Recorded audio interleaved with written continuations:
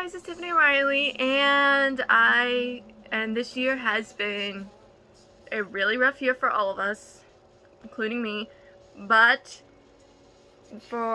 while this year has been a little bit rough for everyone, it's been a very long, life-changing year for me, and I'm gonna tell you guys why. In this video, I'm gonna talk about what 2020, what I call the year of waiting, has taught me. So here we go. The first thing that 2020 taught me was to let go and let God. This was a really, really, really difficult thing for me to do this year, especially when it came to toxic people. I also have realized that I was toxic myself, and I'm still learning. Even when people don't call me out on my own toxic behavior, I realize I call my own self out, basically, and you should. When people don't necessarily have to call you. Well, people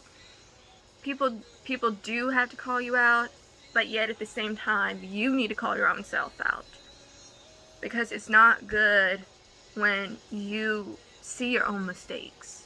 So always call your own self out, as well as when people call you out for your toxic behavior. Realizing your ego and your soul. This was a huge one for me. I was so obsessed with followers on social media. I kept making account to account to account to account, and that was my ego. I was running away from my mistakes. I didn't want to learn lessons. I always wanted to be right. I wanted to be perfect. And unfortunately, that perfection is still something I struggle with. But the good news is I am slowly letting perfection go and learning that it is okay to be imperfect, and that it is okay to learn lessons. That you are not always right, and that it is okay to let people call you out. Your soul, and that's when your soul comes in. Your soul is the inside of you. It's basically what I call the higher self. Your higher self is full of wisdom, knowledge, full of full of the right things, basically.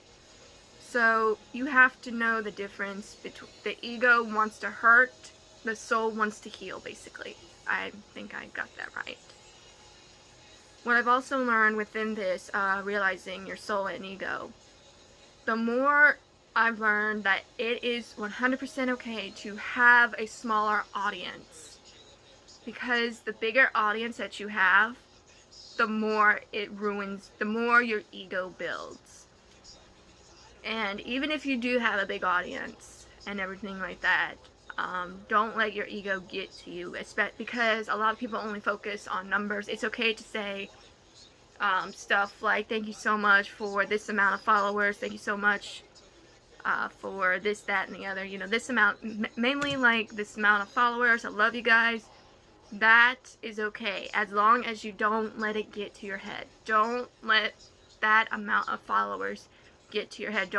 You are not the amount of followers, likes, views, etc., etc. Do what makes you happy. Don't do what will cause pain to yourself and to others. Do what makes you happy, not what makes others happy. Don't do it for any other person's approval. Don't do it for the world's approval. Basically, do it for you. Surrendering things I can't control. This was something that my pastor talked about. And you guys, this was incredibly hard to do. Surrendering the things I can't control. I'll give an example. My love for a person. That was something that it was something I really couldn't control, because love is love, and I couldn't really control that, so I had to let go. So in order for me to heal properly from my trauma, from the hurt, and from my past hurts, and especially from my toxic behavior, I had to surrender that strong love for someone to God. And let me tell you something, it's helped. It's really, truly 100% helped. Number 2, the best is still to come.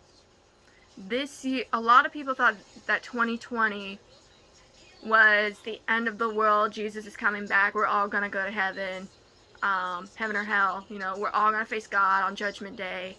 Yada yada yada. When truth is, this is only the beginning. I mean, remember the Yuletide star that we saw on the winter solstice? That was only the beginning.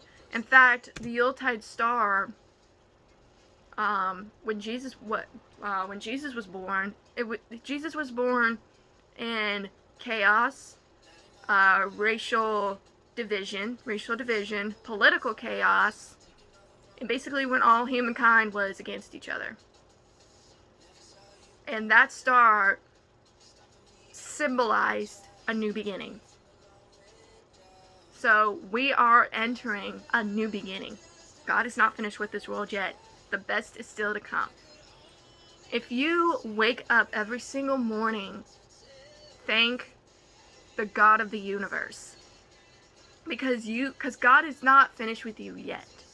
He still has a plan. He's still writing your story. Thank Him. Thank the God of the universe every single day when you wake up. I got a job. Yes, trolls, I got a job. I literally did not think that I would be able to get a job because a lot of people,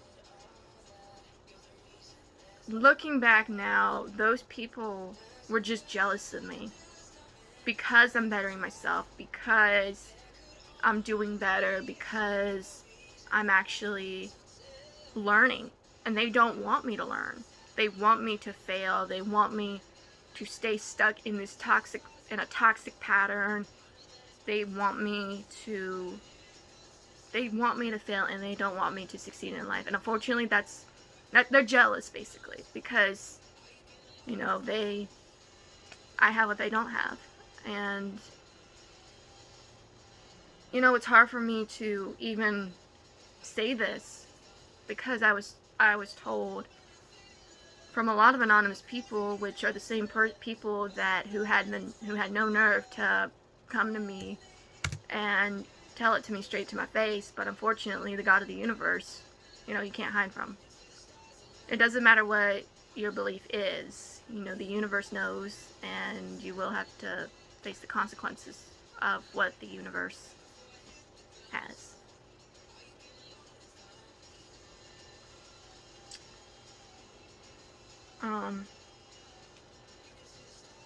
I will say, a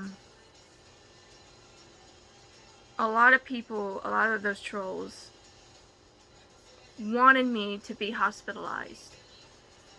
They wanted me to be institutionalized. When I had an anonymous app, when I had one of these apps, I don't know, it was just like Saraha, Lipsy, and all this other stuff. When I had an app like that, and one of the anonymous people said, you know, you shouldn't suicide bait and everything, and then they said, on second thought, go ahead and do that. You need to be institutionalized. At that moment, I didn't think of it much then, but now that I'm sitting here thinking about it, it's like they wanted me to be hospitalized so that way they can laugh, so that they can spread rumors, so that they can say she's gone or they're gone, let's party. Because nobody cares about them, nobody cares if they're gone, which I know is not true. I know that's not true. There's a lot of people out there that care about me and that would miss me if I was gone. I also learned about reactive abuse, and that's what happens when the abuser makes you seem more crazier than them so that you could be hospitalized instead of them. Anyway, besides that, I didn't think I would get a job. While everyone else was struggling financially, I was beginning to learn about money and to learn about finances and to learn how to save. And that I'm extremely grateful for, that I even got a chance, even with a disability. I don't even look at myself as I don't even look at myself that I don't have that I have a disability. I look at me as a person. I look at me as a child of God. And yeah. Number 3, challenging trauma. I do have an OnlyFans. So if you guys want to, it's 18 plus. Well, it's sort of 18 plus, but I do other stuff on there too. I post other stuff on there. So if you guys want to go subscribe to my OnlyFans, OnlyHams, whatever the hell it's called, then that will be in the description below. Actually, no, it won't be in the description below. My 18 plus page, my cosplay page, will be in the description below if you want to go. And don't subscribe to me just because, don't subscribe to my OnlyFans if you're gonna take my content. Because if you do, I will seek legal action if you misuse it. So if you want my stuff on my OnlyFans is for inspiration. It's if you would like to use something, then please ask me. I would rather for you to ask permission from me to use my content than to take it and misuse it. That's something I've also learned when taking other people's content and not giving them credit. Some people will say, you can post my stuff, just give me credit.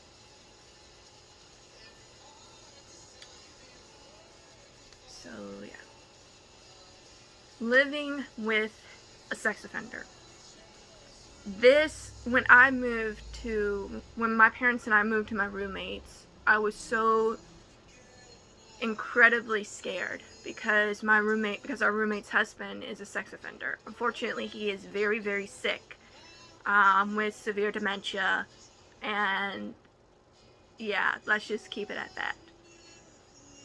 I was scared, and I didn't know how I would react with it, especially with me being a sexual assault survivor. I didn't know how it would come about, but every single day I'm challenging trauma. Every single day I'm challenging trauma. Every single day I am learning something new every single day, and literally every single day I'm exploring what it's like to be human. Number 4, family doesn't always love you. Unfortunately, your blood family does not always love you. My parents and I have gotten abandoned from my dad's family, and more recently, my mom's. My mom's family is so religious. I'm pretty sure that, especially if you're a witch, or a pagan, or a Wiccan, especially if you're a Christian witch, you would not want to spend 5 minutes with my mom's family. They are super religious. And let me tell you one thing, religion does not save you. It will only hurt you and those around you. I shared my story of being raised in a cult and growing up agnostic, which I will also post. That video will be in the description below as well. So, yeah. Got kicked out. I already talked about getting kicked out of my grandmother's and moved in with a friend. They don't accept the real you.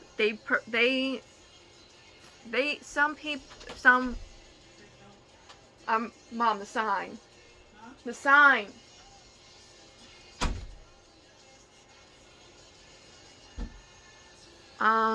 They don't accept the real you. A lot of families don't accept the real you, this especially happens with trans people. They don't accept who you are. They rather for you to be who you were born as, and that's sad. Because, you should be accepted for the real you. But sadly, that doesn't happen. 5. Friends can be your family. They love who you are, and they will make you feel like you're never alone. I have met so many amazing people within the past 3 months that have become like my family. And it's just amazing. Lastly, number 6, take care of you. Listen to your body. If you need water, drink water. If you need to eat, eat. It's hard, yes, but you need to listen to your body when it wants something, especially if it wants for you to show it love, whether that is through exploring your body through masturbation or whatever. Listen to it because it loves you. It's about time you try and love it back. So I'm sure there's plenty more stuff what I've learned in 2020, but those are just some of the main stuff that I've learned this year and everything like that. So I hope you guys are having an amazing day and night wherever you are in the world. This will be my last video for 2020. I will see you guys in 2021. I love you guys, and may the God of the universe bless us all as we move forward into what He has planned in 2021 and beyond. Love y'all.